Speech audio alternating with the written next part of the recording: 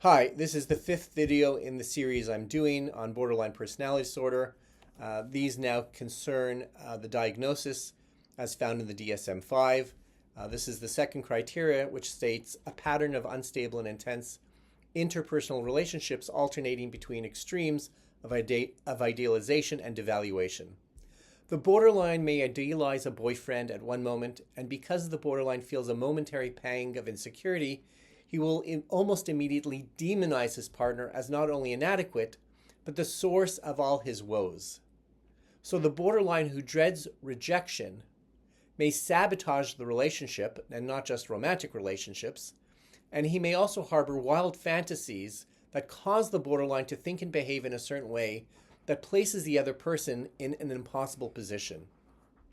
For the borderline, rejection can be devastating, but perceived rejection is often worse because it means that he has conjured in his mind myriad scenarios in which rejection can be possible. This necessarily means that the borderline will experience many unstable, intense relationships without healthy, intimate socialization, alternating between extremes of idealization and devaluation. Moving from one unstable relationship to another is physically and emotionally unsatisfying and exhausting, and yet it may provide stability of a dysfunctional ilk to the borderline. All relationships have an element of ambivalence and judgment or even threat, yet borderlines cannot tolerate ambivalence or judgment in a relationship because it causes uncertainty and distrust, making the borderline doubt the strength of the relationship. This often prompts the borderline to drive relationships into increasing intensity and instability. The borderline evokes strong feelings in the other person, causing the other person to feel uncomfortable or threatened, and then the borderline in turn picks up on that and his emotional instability goes into overdrive. So why not just dump an unstable boyfriend or end an intense relationship? Because the borderline is often quite intense and emotionally unstable, and so he feels more comfortable interacting with others that match his internal psychological chaos. Indeed, borderlines sometimes thrive in relationships where there are extremes of behavior, emotion, and thinking. When a tuning fork vibrates at a specific frequency, the tuning fork may shatter glass.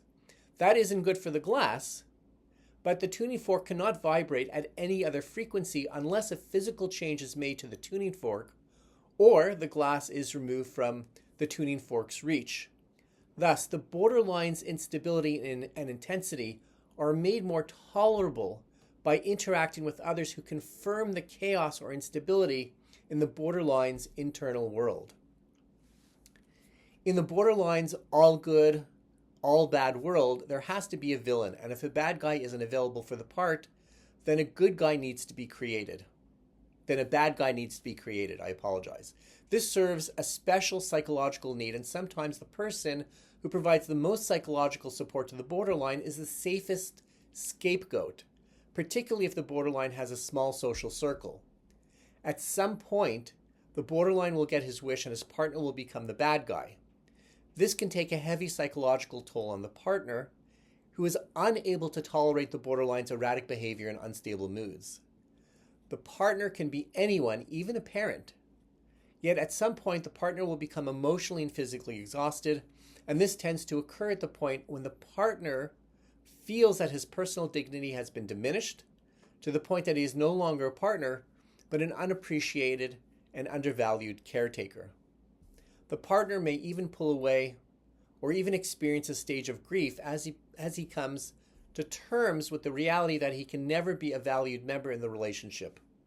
When the borderline's idealization of the relationship crumbles, chaos ensues as the borderline turns to profound cynicism and disenchantment, feeling hate towards his partner and distrustful of his own judgment.